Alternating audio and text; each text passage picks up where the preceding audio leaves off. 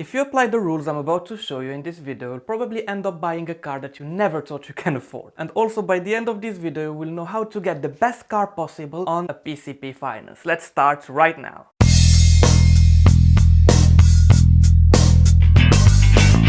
To explain PCP very quickly, I will take this example here. Let's take a car that costs 12,500 and you want to buy it on PCP. That would mean that you would give a small deposit in the beginning. Let's say 2,500, you would put it as a deposit. Then, for 4 years, you will pay an amount that is around, let's say 144 pounds for 48 months. That means that over 48 months, which is 4 years, you will pay 6,900. And when you add to it the 2,500, the car would cost you 9,412 pounds over 4 years. Then after 4 years, when the deal finishes, they give you a choice either to buy the car or to return it. If you decide to return it, that's it. You don't owe them anything. You give it back to them. If you decide to keep it, then you have to pay a final payment of, let's say, 5,000. That 5,000 usually is calculated on how much the car will be worth after 4 years of you having it. Considering the mileage that you will do and everything put together, they will consider that after 4 years, that car will still value 5,000. So they tell you, if you want to buy it, you pay 5,000 and it's yours. You have actually that figure before you buy the car, so you know what the actual figure will be after 4 years. And the total cost of the car in this case will be 14,412. The reason why it's higher than to 12,000 is because you pay interest here. Okay, so that's a PCP basically. It's like instead of buying a car with a normal finance, that would mean you give a high deposit and you pay monthly, and after 4 years the car is yours. Here you give a very small deposit and you pay monthly, and in the end you can choose either to owe the car or to give it back. This is, I think, is very advantageous only if you drive a lot and if you change your car regularly for work purposes, or you actually need to change your car for work purposes. Then it's better to do it this way than actually to buy the car and to pay it, because you would lose its value very quickly if you drive a lot with it. So the first thing to know when you buy a new car is that you don't have to be desperate. Don't buy a car when your old car broke down already and you need a car like right now, because in a matter of urgency you will end up having a bad deal. That's how it is in general. If you give yourself enough time, like 1 month, 2 months, to look for that perfect deal for you, you will end up having a better deal, a better car, compared that if you need a car for next week max. Try to change your car when your old car is still okay, is still running, you still can do 2, 3, 4 months with it. That way you will be able to get the best deal possible. And if you're already in that situation where you are desperate, where you need a car like as soon as possible, don't show that to the seller. All the time, the seller will ask you, when do you need the car for? Or is it urgent to have this car? Your answer should never be, yes, I need it by the end of the week. You should always tell them, I'm just browsing, I'm looking for the best offer.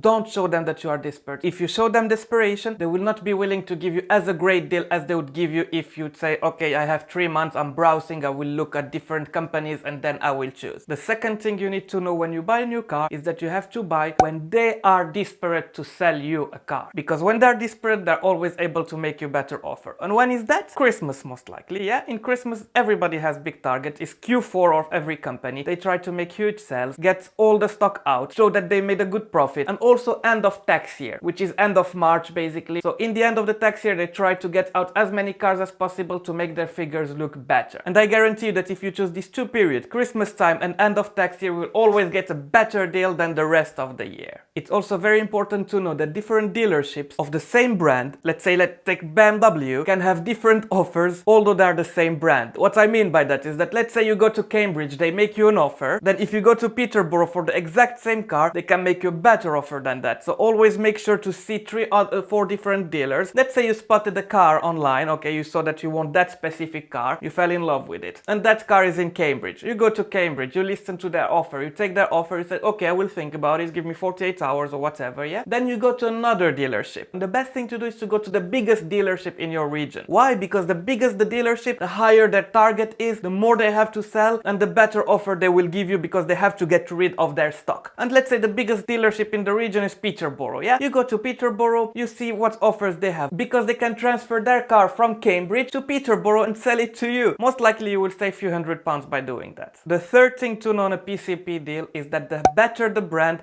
the better the deal. And let me explain you why. So, a few years ago, I helped a friend of mine to get a good deal on PCP, so went looking around for different cars, and we ended up having these two great offers right here. I hope you guys can see the table. If not, I will explain it anyway. The main choice that we had was between an Audi A3 and a Honda Civic. And I think we all agree that an Audi A3 is way better than a Honda Civic in this case. Both cars had the same mileage, same year, they were very similar from every point of view. Just one was an Audi, the other one was a Honda. But when we break down the deal, we observe this. Both cars, as I said, same age, same mileage, everything. And same price. Both of them were around 12,500. The deposit around £3,000 for each, same deposit amount. But the Audi A3 had a monthly payment of £144 a month, while the Honda Civic was a monthly payment of £169. Basically, the Honda had a higher payment than the Audi, although the Audi is a better car than the Honda. Well, you will ask me why. The main reason is because the Audi keeps its price better than the Honda. And let me explain. After keeping the car 4 years, the Audi will value £5,800. But the Honda will value only £3,500. That's the final payment after 4 years. In other words, if you want to keep the car after 4 years, you will have to pay £5,800 to own the Audi or £3,500 to own the Honda. But in this case, if you buy a PCP, you should only buy it to return the car, basically to rent it, and then you give it back. You don't care about the final payment. So in other words, the higher the final payment is, the lower the monthly payment will be. And that's why it's better to buy a better brand. Stick to German brands. Those usually keep their price at their best. BMW, Mercedes, Audi are the best cars to have on PCP. Why? Because they keep their value as top as possible, and if you will give back the car anyway after 4 years, it's better to pay less per month and having a better car. In conclusion, on a PCP finance, having an Audi, a BMW or a Mercedes can end up being cheaper than having a Honda, a Peugeot or any other brand. The fourth thing to know when you buy a car is that to never, ever buy a new car or a completely new car. Even if you want to buy a new car to be completely reliable and to have it just for yourself from the beginning, don't buy it completely new. And the reason for that is that in the first year, a car usually loses about 30% of its value. So in other words, if you buy a car that is, let's say, up to 1 year old and has less than 10,000 miles, it is still an almost new car, but you pay way less for it. And here I will give you an example with my car. So I bought my car in December 2017. And at that time when I bought it, I could have chosen to buy it either new, and the price would have costed me to buy it completely new 37,000, or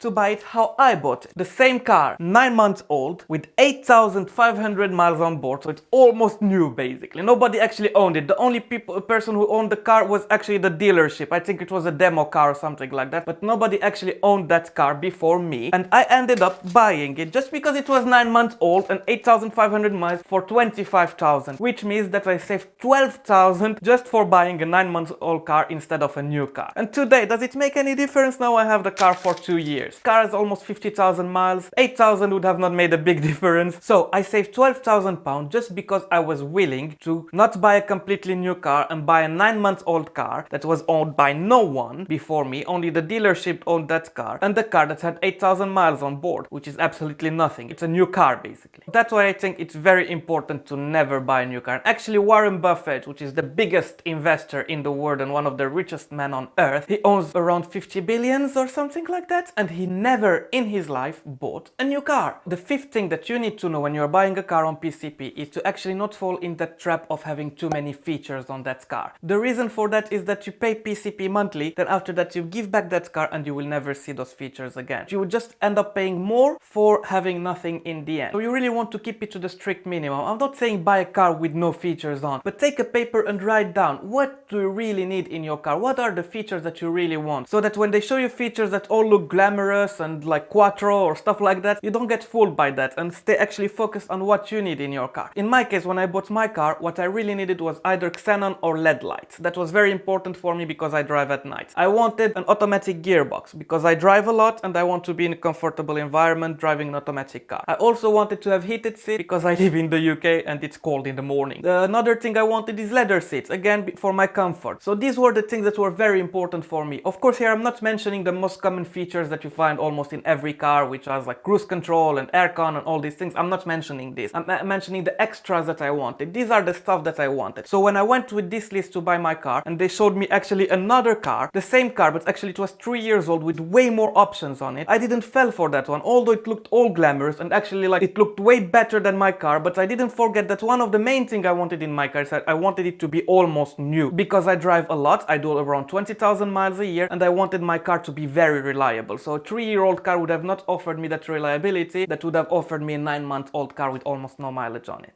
So yeah guys, write down a list with everything that you really want to have in that car and stick to that list. 6th thing that is very important to know to save you some money on that PCP deal is that to not give them your old car as a trade exchange. Why? Because they will rip you off. If you have a car that is worth £1,000, they give you 500 on it. If it's worth 2,000, they will give you 1,300 on it. And you will end up losing money, where you could sell that car as a private seller, make that extra 500, 600, 1,000 or even more. That actually can be a holiday or something that you can add to your car, or it's actually money well saved, and you don't let them to rip you off. The only time when you can give them your car as a trade exchange is if your car is valued nothing, like it's less than 300 or something, then it's not worth all the hassle, or actually your car is broken down, and then actually you can get away because many times they don't even look at the car. If your car is actually running, they will not actually verify to see if everything is good with the car. So if they offer you a price, that will be probably the price that you will get also on the market. So then you can give it. But if you have a healthy car, if you have a good car, sell it separately, you will save a few hundred, maybe even £1,000 depending on the value of your car. And number 7 guys, and this is also an important one. When you have now your new car and you are driving it and you are a PCP finance, don't wait until the end of the agreement. Usually the agreement is 2, 3, 4 years. Don't wait until there. Ideally is to take 3 or 4 years, but don't ever wait until the end of the 4 years. Why? Because you will be desperate again. You will have to change it and they can give you a deal that you don't really like and you can end up without a car. What you have to understand is that in the first 2 years of the agreement, you are in negative equity, which means that that finance that you have for the car is actually bigger than the value of the car. But after 2 years, you become in a positive equity, which means that your car is now worth more than your finance, which means that you can start looking to change your car. Don't wait till the end, because if not, you will get ripped off again. After 2 years, start looking around. Don't precipitate. Give yourself 1 year, even 2 years maybe, but start looking around. Go sometimes on Christmas time, end of year. Go visit different dealerships, see if they have any offers for you. If they have, all good. If not, no. But that's the way you will not end up being desperate and end up buying a car with a bad deal. And if you want to learn more about personal finance, self-improvement and positive mindset, make sure you subscribe, hit that bell button so that you don't miss anything. Guys, I'm out of here. Take care.